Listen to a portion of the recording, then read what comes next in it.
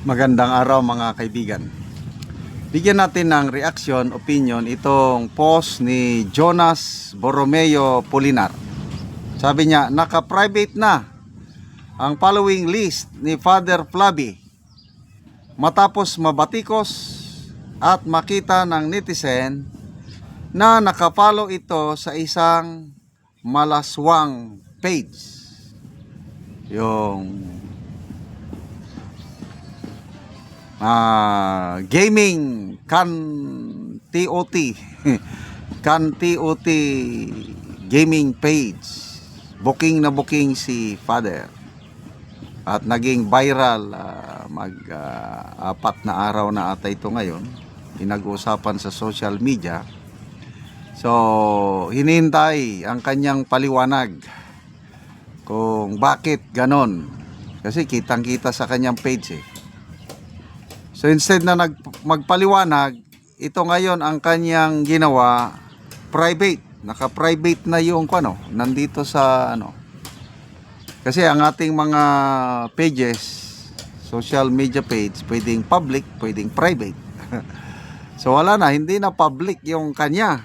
Ay nako, basa tayo sa mga people who reacted. 4,800 people who reacted. 4,600 ang tumatawa, tinatawanan siya. Tapos mga comments,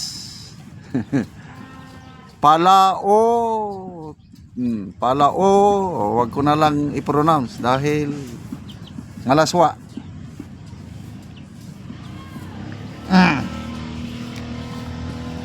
Inot. Hindi mahihiya yan kasi may maleta sa mata niya. Lolong Tambis, mas bagay sa kanya tawaging Father Jack. Cesar Villoso, Mang Kanor din pala ito si Padre. Marjon Pamo, naka-private na para di makita, bold. Cirilo Baraka, hindi na yan mawala sa isipan ng tao. Buti pa magpastor ka na lang, pwede pa mag-asawa. Pero lagi ko ipaalala na yan ang pinapalo mo. Anyway, these are addiction. Yung pagsunod ng mga ganyang malalaswang page o content, isang form of addiction. So nung una, inamin niya na adikto siya sa pulburon. Ilang taon? 15 years, sobra. Bago siya pumasok sa seminaryo, ganyan na daw. Out of curiosity daw siya. Kaya tinikman niya. So ito ngayon, Ramon Magsaysay Award siya. Napakataas po ang, sa tingin ko para sa akin, napaka taas na award ang Ramon Magsaysay Award. Pag nakakuha ka niyan, you are somebody. So paano na ngayon yung kanyang award? May saysay pa ba yung kanyang award niya? Ano ngayon ang masasabi ng simbahang Katoliko, ang mga obispo? Tahimik lang sila eh. Nung una, puring-puri sila dito kay Father Flavi. Kasi nga, nabigyan ng Ramon Magsaysay Award. Daw siya? Ihimplo daw siya. O ngayon, ihimplo pa ba yan? Grabe. Ano kaya ang reaksyon ng kanyang mga parishioners? So, maraming mga kapatiran natin sa Katoliko na ayaw nang magsimba dahil sa gawain ng mga ganitong pari, although these are isolated cases para sa tingin ko. Mas marami pa rin ang matitino na mga pari. Kasi marami akong kaibigan na mga pari at mga obispo. Kaya hindi naman rason nang dahil lang sa isang pari, huwag ka nang magsimba. And then, malala ko tuloy yung sabi ng Panginoong Hesus na hindi lahat ng tumatawag sa akin, Lord, Lord, ay makakapasok sa kaharian ng Diyos. In that day, sabi niya, I will tell them, get away from me, you evil doers. Lumayo kayo sa akin, hindi ko kayo kilala. Kaya sasabihin daw ng mga taong ito na, Lord, di ba nung nag-prophesy kami sa iyong pangalan, nag-serve kami sa iyo. I do not know you. Sabi ng Panginoon. Yun lang mga sumusunod sa kalooban ng aking Ama ang makakapasok sa kaharian ng Diyos. Kaya, lesson learned sa atin ito is lahat tayo is prone to temptation. At wala tayong ako, personal experience ko ito, wala tayong sariling lakas to say no to sin or to temptation. Kailangan natin ng kapangyarihan ng Diyos through the Holy Spirit para makaiwas tayo sa kasalanan.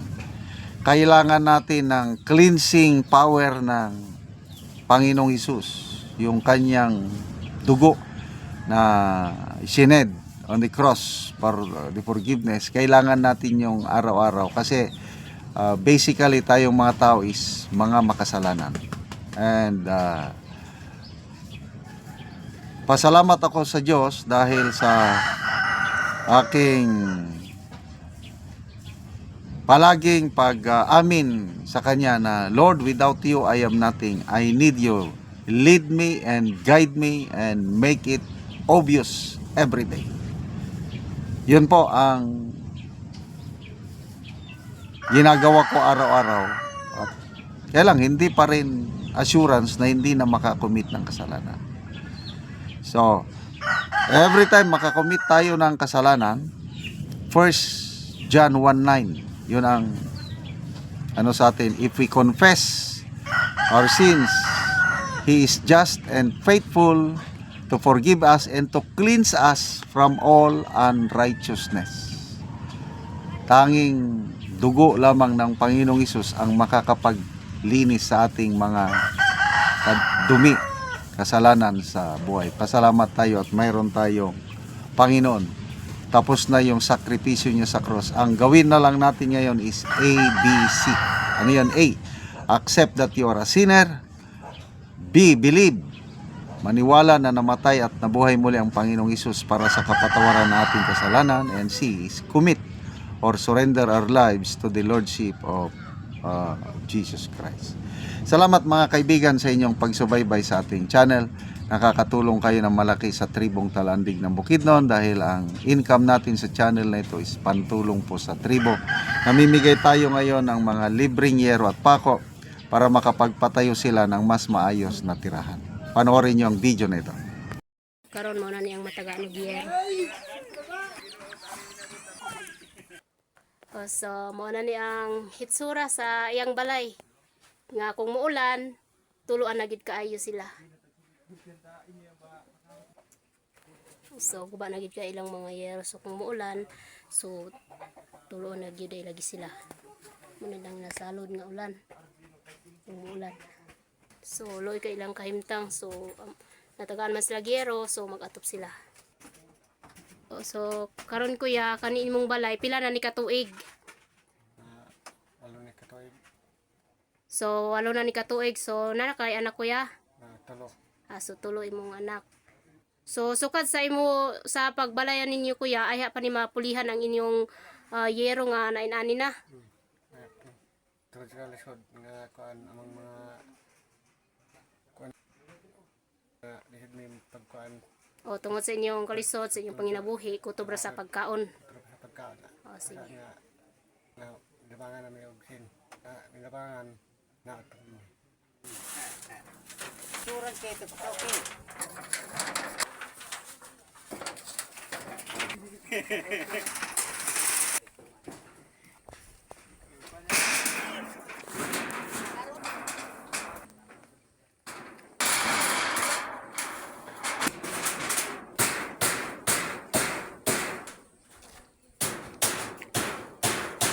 So managyod og atop.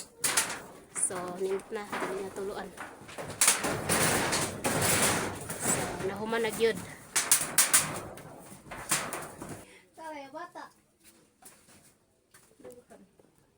O karon nahuman na gyud og atop ang imong balaya unsa imong masulti. Salamat sa Ginoo kay natapanan gid akong balay kay kulangan naman. So kaulanan na. So dili na katuluan kuya. Dili na. Inaot ko nga dagang pang matabangan og kwan hinabang og sin. O sige, salamat pud kuya.